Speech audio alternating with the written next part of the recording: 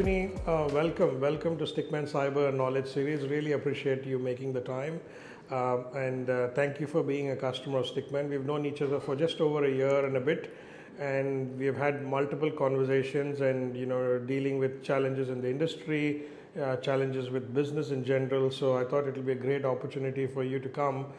Share your views about what's happening in the industry. So, if you don't mind, could you please introduce yourself to the audience who will listen to this video knowledge series, your background, a little bit about your background, what are you currently doing, and that will help start the conversation. Thank you.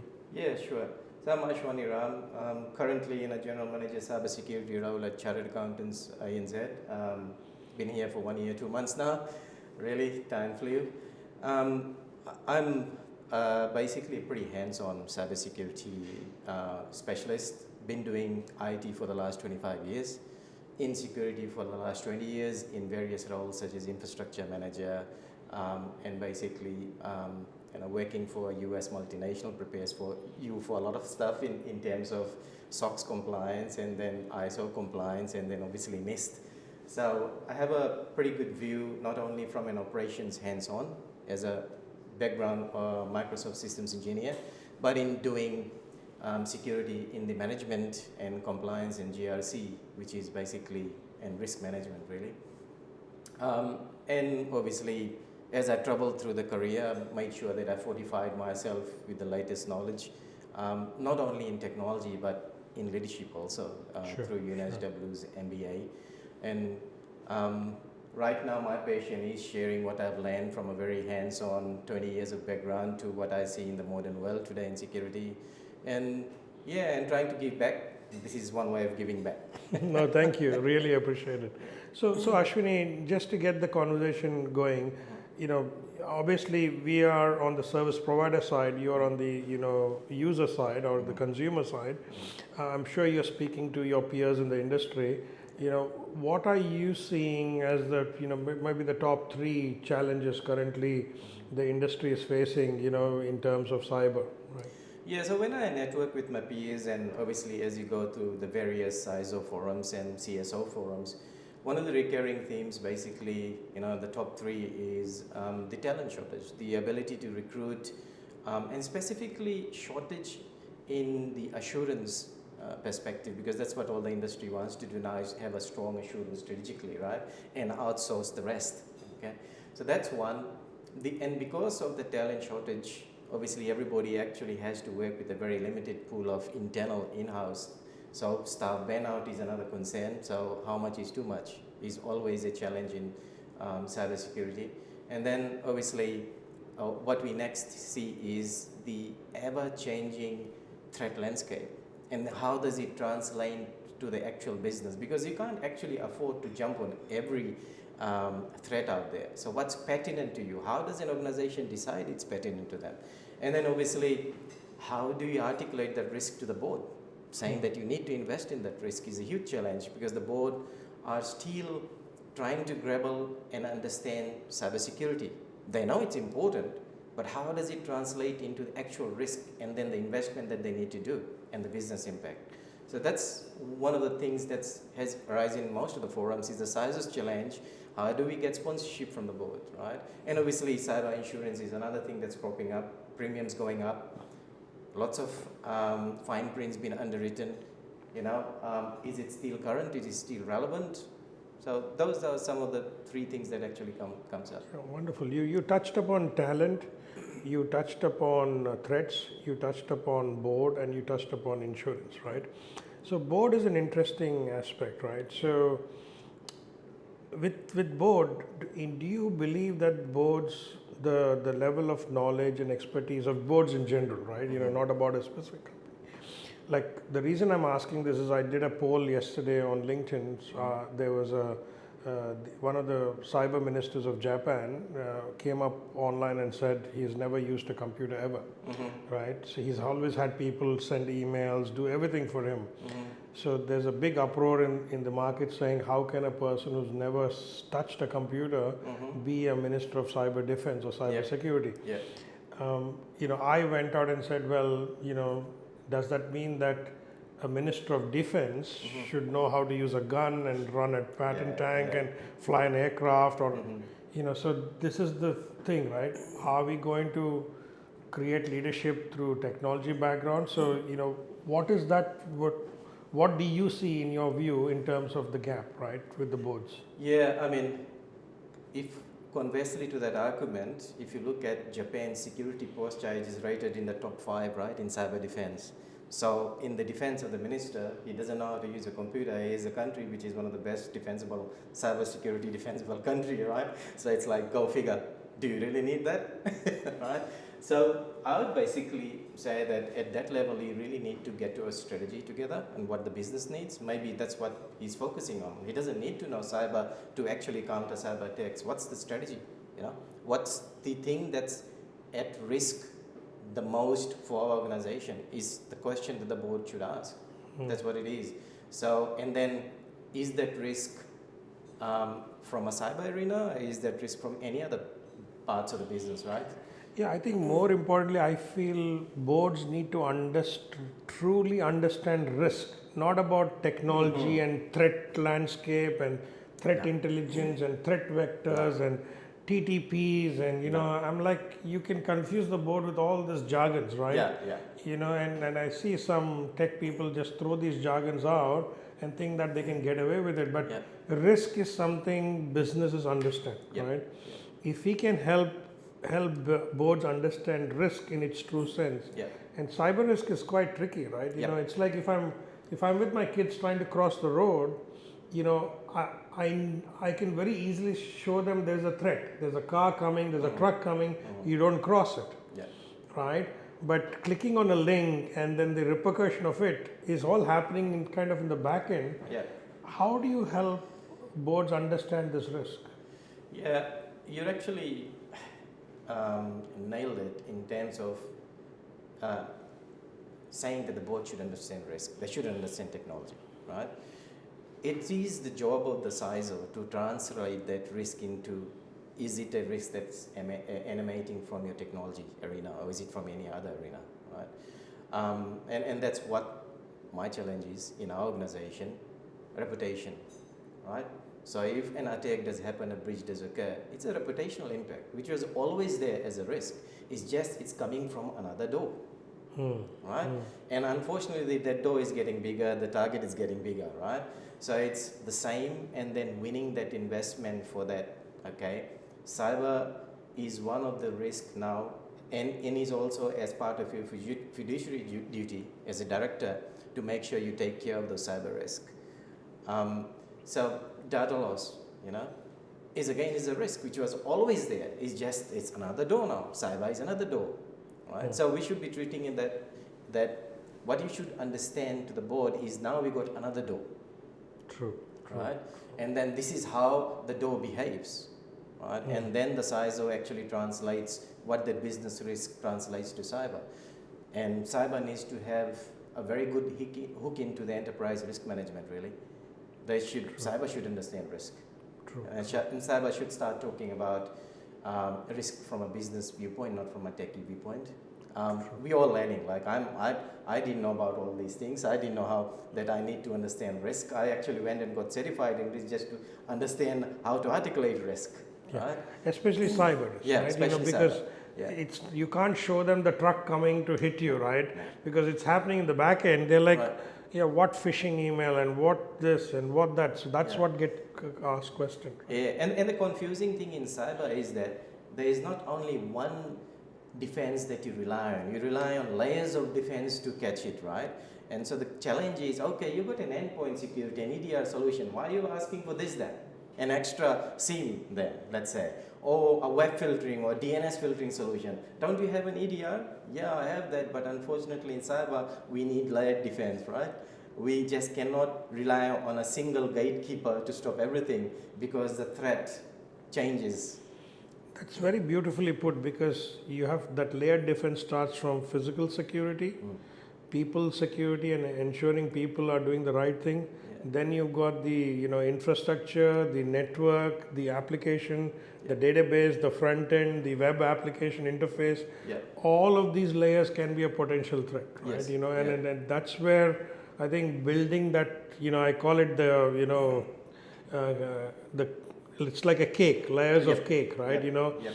You can enter from any point and disrupt the cake and bring it all down, or a layer of cards, which can get impacted. Yeah. So looking at threats, there's a lot of talk in the industry about centralized log management, centralized threat management, right? Yeah. What is your view on that? So obviously we have endpoint detection and response, which is EDR. What is your view on the importance of having centralized log management and centralized threat monitoring and detection? Yeah, I suppose EDR is a stopgap, a very modern stopgap that's required because your threat landscape is no longer your office, right? A threat landscape is somebody's home now because people work from home, people work from cafeteria, right? So gone are your traditional defense and perimeters, right? The best defense at this moment, strategically now people are talking about is humans, right? Human firewall, that's your best defense because they understand innately the behavior, their own behaviors and the behaviors of the peers and colleagues, right? True. No matter how intelligent you get a SIEM to be, it will never be able to 100% emulate the context and the behaviors of a human being, right? And therefore, there's always that challenge. If I put a technology in place, it's superseded. Now we're talking about SSO and MFA, right? We're now hearing so many MFA bypasses now, right? MFA bombardment, which is like people just give up and just click on approve, right? So those are all behavior related. Those are behavioral defenses that we need to put in place. So SIEM is a good part of the story. We need to have it, but unfortunately, it has to be another layer of defense, which is human behavior. SIEM will give you, reduce your dwell time, your detection time, right? But proactive defense is human defense. Right? That's what it is. So starting with EDR, XDR, and getting into SIEM should be stepwise movement. It's not just jump into SIEM. You just reduce your highest risk and have investment that commensurates with your risk. That's my philosophy, and that's how I'm traveling with my own organization. Yeah. Now, when I came in 1 year ago, the first statement I made to the board was, it's not if we will get breached, it's a matter of when. We prepare for that when, right? True. And when it took, even Australian Cybersecurity Centre and ASIC all talk about resilience. So resilience is layered defense. Resilience is EDR, going to XDR, going to SIEM, then going to human defense, right? Sometimes maybe taking all the 3 steps in one depending on your threat landscape, depending on how big a target you are. So every business is different. Every CISO has to think differently depending on the context of the business and the threat that they seem to be facing, led by threat intelligence. Sure. Yeah. So the next aspect we covered board, we covered the threat. The third aspect is about insurance, right? What are you seeing in the industry? We know premiums are going up, but in your view, how is insurance determining their risk to put a premium across? Can you throw some insight into your experience dealing with insurance providers? Yeah, I was just reading up the Business Council of Australia's report on insurance. An interesting fact is only 20% of the SMEs are insured with cyber insurance. Most of them still have their general business insurance and hoping, probably they're blissfully unaware that a cyber incident would not necessarily now be covered under your general insurance, right? So that's a huge factor. 80% of them out there that are probably unprotected. Insurance is now becoming very interesting. I think in the same statement they said that insurance in Australia has increased somewhere from 50-something% to 100%. In US it's about 300% premium increase, right? At the same time, some of the US insurance companies are mandating things such as MFA on all your critical applications, ensuring that you have a vulnerability management practice in place, ensuring that you have staff security awareness in place. There's nothing sort of that going on in Australia, but there's already proposals, white papers and submissions, right, saying that there needs to be, right? Australian Cybersecurity Centre and ASIC are already saying that insurance has a role to play in improving the maturity of cybersecurity in our arena. That's probably a a vector from which they will help improve the cybersecurity awareness of the industry, right? So I think that's a very good way of putting it. Bump the premiums and then people will then spend money on cyber security. It's like giving a stick. But it's a very interesting aspect what you spoke about with insurance especially. We are seeing questionnaires coming from insurance providers asking more complex question than a NIST assessment or an IS or a PCI. They're going really into the data level and what kind of encryption you're using, and they're asking quite pertinent questions. In fact, some clients have said, no, I don't have this, and they've been declined insurance, and that's when that realization happens. Hang on, why are you declining my insurance?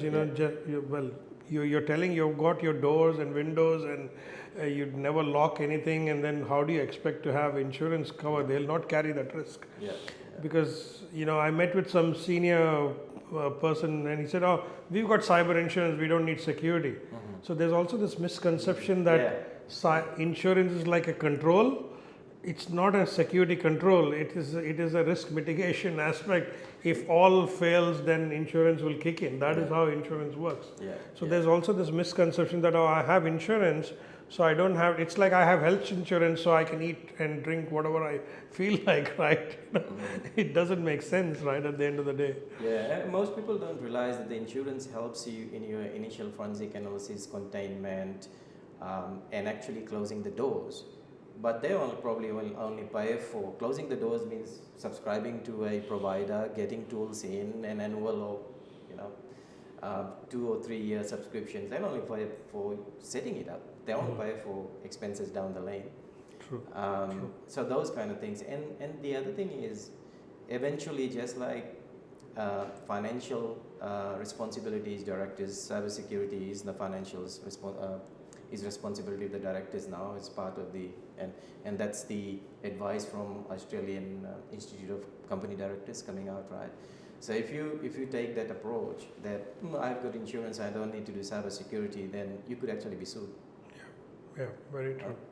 Notifiable data breach scheme basically says that since I came into Chartered Accountants, even a personal tax consultant who actually deals with the personal tax, if they actually email your let's say online tax signage to be returned to you and say, hey, sign and return this to me so I can lodge it. If that's in an email and that got breached, can be sued. Very interesting. So it's affecting large to small businesses, but quite a few people are blissfully unaware at this moment. Yeah, you mentioned blissfully unaware, that is the ignorance aspect of the world, propagating. And I say, with all the knowledge and awareness government has created around cyber, there are still companies who haven't woken up, right? Yeah, because there's lots of information, you see. I go to Australian Cybersecurity Centre, they're doing a fantastic job, right? But you look at the website and if I'm an ordinary business owner, I look at it and say, where the hell do I begin? So turning all that advice into actionable insights that somebody can take away, saying this is a set of tools that I start using, is something that Australian Cybersecurity Centre is now focusing on. They're putting in, advisories for SMEs on how to go about doing and checking and assessing their cyber postures. Those are the kind of tools company needs now, and obviously that has to be backed by, consultancies like yours, StickmanCyber, to actually help them understand that. Yeah. So we are in this field. For us, it's fundamental. We know you should do that, right? For people whose 100%, 110% of the time is managing their business, they can't think this. They can think cyber, but where do I start? I'm working night and day in this environment, competitive environment, COVID-affected environment, trying to keep my company afloat. Cyber is the last thing I want to think about, right? True. So the first thing which you mentioned, we'll target that as the last one, is people and resources, right? What in your view are the 3 key areas of lack of skill set, or 4, or how many ever in your experience, and what in your talks in the industry? Yeah, I suppose quite a fair amount to the medium companies earning probably somewhere anywhere from 10 to 400, 500 million dollars, SMEs. Some of them are actually trying to get pen testers internally to help them. Some of them are doing some fair amount of development work trying to get app security in, to build up their CI/CD and move security to the left, DevSecOps approach, struggling from that perspective, trying to get talent in. The talent that they get in is not experienced. If they do get the talent, then they're not experienced, but asking for an experienced salary, so that's another challenge. Then GRC, where you've outsourced because of lack of talent. Now you're getting companies, same as StickmanCyber. We have several companies that we work with. But then how do we ensure that they are doing the work to the quality and to the level of our expectation? Assurance is big, and that's where I focus. I think that's where most CISOs should focus, building a very strong assurance, because you really need to let people who do security, right? So building a team of security professional internally is not the core business of all the business, right? Chartered accountants, do I go and recruit a lot of people internally to help defend? But that's not our business. Right? Our business is education, setting standards, and same thing with the university, where I was in my previous role. Our role is teaching, education, learning, research. Yep. Should I be building a core cloud team or core security team, right? Sure. And even if you do that, you don't have the breadth of the skills, though, right? And quite a few times in this changing cyber landscape, you're actually flying the plane as you're building it. Wow. Okay. Right? So that's a very good analogy. Right? So letting the professionals do your security is important. And when I'm saying professionals, I would actually even go to the length of saying get a security company to do your security, not a generalist IT company to do your security. Through my experience, I've seen the difference. Right? And that's interesting, because we say cybersecurity should be a business function, not an issue fixed by IT. So cyber, like how we have marketing, sales department, finance, accounting, even in finance, there's finance, accounting, distinction is drawn. Yeah. In marketing, sales is also a distinction. Same way in cyber, we say cyber and IT, that distinction has to be drawn. Yeah. So IT is, who go configure, install, patch. Cyber is doing the risk, compliance, governance, also the testing, the monitoring, and the upkeep of the systems from that standpoint. So I think you need to draw that distinction. So in your process of identifying, could you in few words tell us, what did you see in Stickman and why you chose us and how the experience has been thus far? Yeah, I mean, before I came in, I think Stickman was already engaged with Chartered Accountants, so it was fairly easy sort of engaging with Stickman. And as I said, my philosophy is always to engage a specialist IT security company to do your security, right? And just like with Stickman, we have other companies that do separate aspects of our security, and that's deliberate. Again, a deliberate strategy, layered defense, right? If it escapes through one particular tool or one particular set of team, then another team is able to catch it, right? True. So that's basically the strategy that we use, or I use personally. And getting a security company to do security is like hiring a bodyguard, your personal bodyguard, right? So Stickman, like every other company that we employ, several other security companies that actually manage our operational aspect of the security, they are our bodyguard. True. So what I'm looking for to any security company that I interact or that we engage with is you need to understand our business, because cybersecurity, as is stated, is a business problem. Correct. It is not a technology problem. So when you do those controls, when you look at the controls, when you suggest, even in your ISMS framework, your intent as to why you're actually doing it, right? You need to understand that, right? Otherwise, your operations and your behaviors of your staff won't be aligned with what we want from you as a security company, right? True. So for me, it's a partnership. It's no longer us and you, it's we. Beautiful. And we need to have that. And all the companies that we've engaged to do our security, including Stickman, that's what I've appreciated and looked for. Wonderful, wonderful. So Ashwani, thank you so much. Is there any final words you want to share, in terms of aspiring, people who want to come into the cybersecurity world? What are your, tips or, suggestions or guidance? Because there's no number of people I'm sure who are reaching out to you saying, I'm a graduate, I'm looking for a job, or I'm in IT and I want to move to cyber. Anything you want to share with the audience? Yeah, I mean, coming from my own experience, right? One of the things that we struggle with is since cyber is a business problem, and actually technology is a business problem. Technology enables business. I mean, we look at all the competitive edges given by technology, nothing else, right?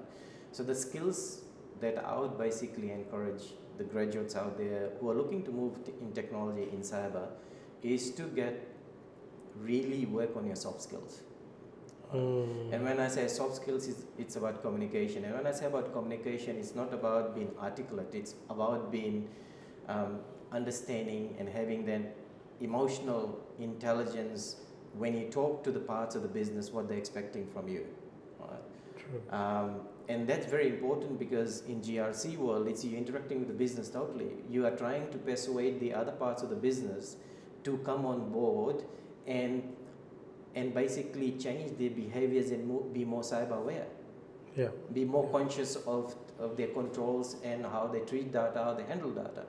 So how are you going to influence them if you don't have those soft skills? So that's very important for me, especially in the GRC arena.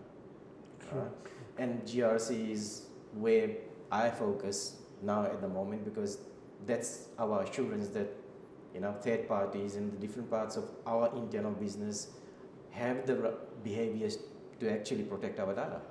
Wonderful, wonderful. So that's and then technical skills, I'd say. True. Yeah, I know there are many leaders who say you hire for attitude, skill can be built and developed over time. Same. I hire for attitude. I can always teach things, right? I mean, look at the amount of things that we don't use that we learned, right? Being in cybersecurity specifically is learning almost every month something new is out there and you've got to get yourself, familiarize yourself. I didn't come ready, land, and then know that. You've got to land.